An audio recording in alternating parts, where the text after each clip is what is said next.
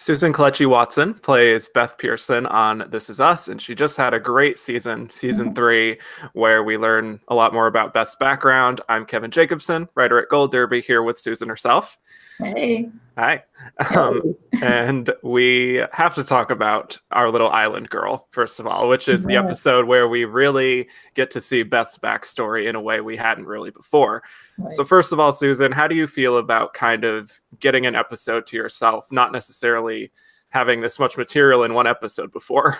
Right. They kind of, you know what, they had to sneak attack me with it because I don't think I expected it to be an episode that was just Beth. I thought that it would be an episode that was ensemble like we usually do, but her storyline would be a main storyline. So I don't know if I had the opportunity to get nervous because I didn't expect it. And then I got the script and I was like, no, actually, I saw Chris Sullivan, who plays Toby, of course, brilliant Chris Sullivan. And I saw him by the trailers one day. And I was like, oh, Chris, yeah, I'll see you next week. And he was like, no, I'm going on vacation. Because it was around the time right before we go to Christmas. And he was like, yeah, I won't be back until January. And I said, but what about the next episode? He said, no, that next episode is all you. And I said, what? So to me, it was starting in like a couple days. I'm thinking I'm going to see everybody. And then I get the script and I realize, oh, no, I'm not going to see everybody. This is all Beth. So I think by the time I even processed it, it was like time to go, you know? And so that's probably a good thing. Probably a good thing. Yeah. And you got to work with the great Phylicia Rashad in this episode, who plays your mother. And I would just love to know like how it was working with her on set and having such an iconic TV mother playing your mother. Yeah. That was one of the most challenging parts because I love Phylicia. You know, we have a great relationship and I think she is beyond perfect for the role. But I had to act with Phylicia. So, you know, it's like both things are going on in your head, how much you so appreciate this person as an artist and as this, you know, legend that she is. And then you're also like acting opposite the person. You're trying to manage all these things. And she's also taught me so much in my acting that, you know, in some ways in your mind, you're like, am I doing it right? Like, you know, is this good? And then you have to get beyond all that and then be pairs that are acting together and really just do the work, which is, you know, also something that I've learned from her. So as we got into it more, it became a bit easier. But, you know, in the beginning, that was the challenge, is kind of getting over the hump of like, you know, who she is and who we are in a relation, you know, our outside relationship. Yeah, I can imagine. Yeah. And Beth and her mom, they really kind of have a strained relationship where Beth really wants to be a ballet dancer and her mother is very skeptical and doesn't necessarily want to have that necessarily for her daughter unless she can be the absolute best. Right. And so I'm just curious, had you encountered anything like that in your own life that kind of informed your performance in that episode? Yeah, you know, when I wanted to act, actually, when I realized that in college, I changed my major without telling my parents. Meanwhile, they're paying for it. You know what I'm saying? And they think I'm over here writing as my major, like an English major. And meanwhile, I'm kind of like flunking out and depressed and all this kind of stuff. And I just one day just changed it. And I didn't tell them until I was ready to kind of bring them down and for them to like see me do something in theater, you know, while I was at Howard. And that changed their mind. I really do feel like there is something about when you have like a passion on the inside of you that has to come out, which is what so many people said they identified with in that episode, that there comes a point where you just have to confront whomever you think may be standing in your way, you know, because you just have to do it, right? For your own well-being in a way. And so I can draw on those experiences. I can draw on that, what it is like to respect someone so much, respect their opinion, but be at odds with it, you know? And to tell you the truth, that was some of the toughest parts of that episode for me, is the scene in the kitchen where in the dining room where I confront her about wanting to dance. That was a really challenging scene, because I was like, how do you do this? How do you, like, a person who's never talked to their mom like this before, how does she now at like 2, 3 in the morning say to her mom, you know? And maybe that's what it needed, you know? Maybe she needed to, you know, smoke a little bit and, I don't know, do it. Whatever happened before that to do it. But you know, she got the opportunity to do it, and it's a scary thing. I felt that fear for Beth. Yeah, well, speaking of challenging scenes, we also had the arc at the end of the season, which is really something that has been building up all season, I think, with Beth really starting to feel dissatisfied with Randall's work taking over their lives and feeling like her dreams with the dance studio are second to his dreams. And you guys, you really go at it, especially in the episode R&B, which is the second to last episode of the season. So was it difficult to go to those emotional depths in a way that you hadn't really before? Yes and no. It's because we hadn't done it before, and we wanted to really honor it with like some real truth and not sort of be soft about it, you know, kind of be a real couple who's going for it. No, because in a way the whole season has been building toward it. So it was time to kind of bust, you know what I mean? So both of those things were happening at the same time. And I'm just really so grateful that I have a partner like Sterling. I don't know, I just can't say it enough. It just makes life easier. It just makes life easier. You know, we get it, and we both care so deeply, you know, about not only our characters, but each other's, and really care about how these two communicate with one another. You know what I mean? It's important. And so even when stuff like that goes out the window, like when Beth says, well, when was I supposed to follow my dreams? When you were having your panic attacks, you know, even when that kind of thing goes out the window, the character still feels it, because it's like, oh, you know what I mean? I want to be able to really respect this person and honor them. But sometimes even that goes out the window. And here we are. We're just two real people in a relationship, just trying, you know, trying to make it work. And, but it's funny, like we've always said, like we would never get divorced. Nobody believed us. People really believed it might happen. But nah, you know, it was a tough time, and I'm glad we got to really go there. And I'm glad that I'm kind of glad that people thought like maybe it would lead to divorce, because that helps me to know that we really did kind of take the gloves off and just really allow the relationship to go where it needed to go. Yeah. And I do think Beth and Randall are kind of one of the most complex, realistic couples on television. And some people have said that like you guys are relationship goals and stuff like that. Yeah. And now like in this season and this arc, especially, you guys really did go through a lot of real issues and stumbling blocks. So did you sense any change kind of in the fan response and how they were reacting to the two of you guys in season 3? Yeah, I sensed a lot. There was a lot of like fear. You know what I mean? There was a lot of threats. Oh. People were like, look, I don't know what y'all are doing, but I just need y'all to get it together, because I don't want to come down there and, you know what I mean, snatch up a writer or something. I was like, good Lord, there needs to be security in the writer's room.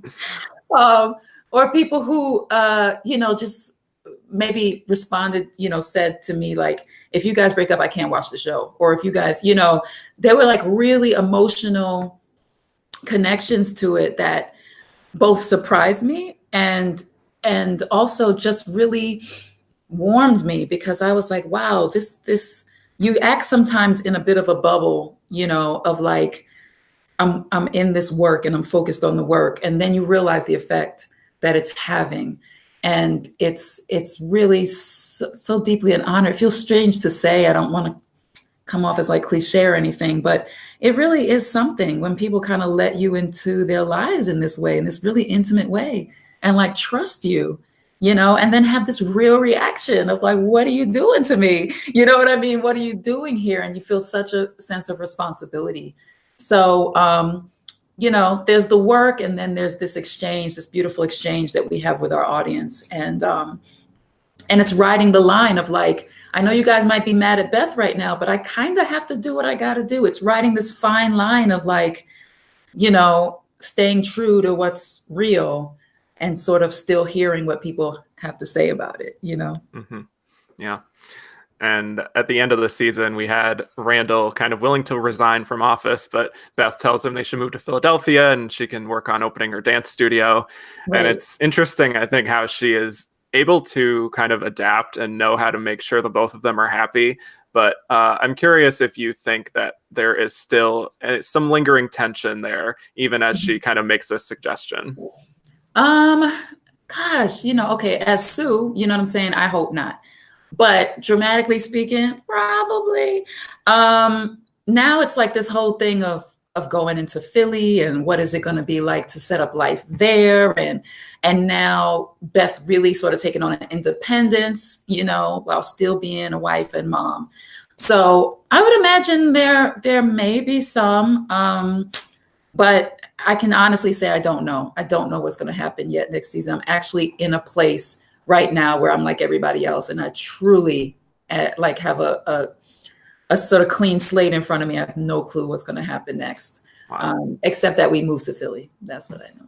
Interesting. Yeah. And you certainly have a lot of screen time with Sterling K. Brown and the kids, obviously, but I was just kind of curious to know if there was one actor on the show kind of outside of that core unit that you especially like getting to bounce off of. Oh, I have a lot of fun with Justin. I like working with Justin a lot because our characters, because of their relationship, it's so, it's strained, but it's like, I love you. You're like a brother to me, but you make me mad. You know what I mean? Like, you can, it was like, I don't fall for any of his crap. You know what I mean? I'm sort of that type of person with him. So Beth is, with Kevin. And so, and then Kevin has all this respect for Beth, but he's still Kevin and he's going to be Kevin. And, so there's all this like really cool tension and love that we get to experience every time we work together. And it's always really interesting to hear how they are alone in a room. And I just love Justin. I'm just a big fan, of his work as Kevin. I just, he's a fave for me. So yeah. Yeah, it's a fun dynamic. Yeah. And you guys actually won the SAG Award for Best Ensemble again this year. And this time you got to share it with some new people like Niles Fitch, John Huertas, Melanie LeBird, and Lyric Ross, who weren't part of the nominated ensemble when you first won last year. So what did it mean to just win that again and then share it with all of them? It's so good. It's so good when we get to share it with everybody because everybody puts in their 100%. And so it is really joyful for us to walk up on that stage all together. I was at the SAG Awards and I thought, if, we're blessed enough that they call our name and this year I'm going to be cool. Like this year I'm going to be cool. I'm just going to get up and walk to the stage and, be man, they said our name. A damn fool. I acted a damn fool. And so did the whole table. We're always just so shocked.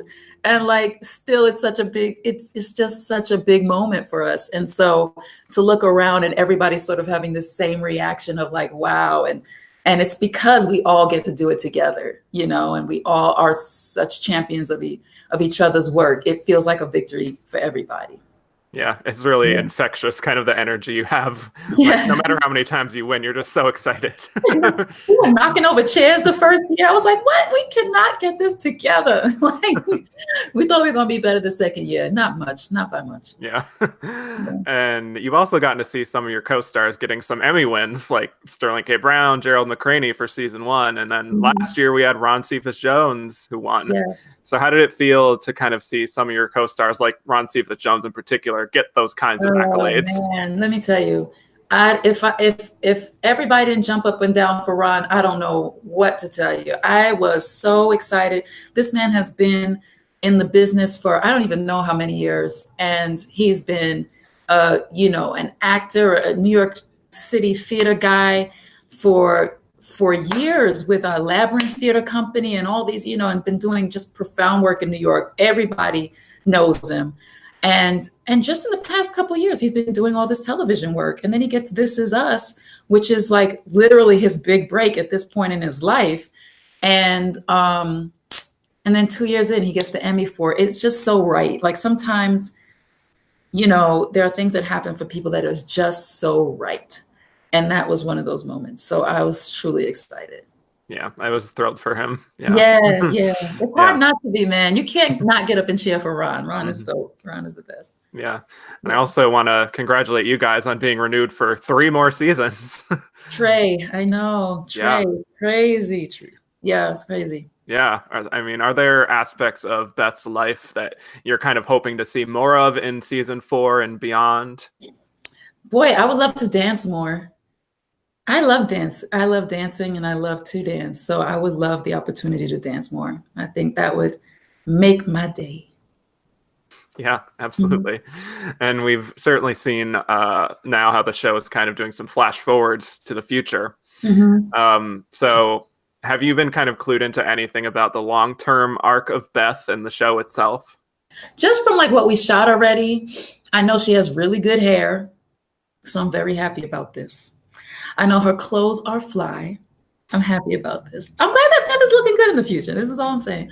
And thank you to our hair and makeup team and costume. They do a really amazing job aging us up and down and everywhere in between. But also I'm happy that the flash forward that we had to her dance studio, it looked really nice. So I'm like, look, she might have done, this might have worked out. And she seems to be in some sort of leadership position there. So these were clues that, and her and Randall are together. So these are clues that make me feel like in the future things have sort of what they're trying to establish now has manifested in the future, and things are, looking good in that way. Yeah. And as we wrap up, I was just kind of curious if there are people from season 3, your castmates, or you can say yourself, that you're hoping to get like some more recognition, some Emmy nominations, maybe even some wins. Come on, now I got to go down the list now. That's come on, Mandy Moore. Come on, Milo, Chrissy, Justin.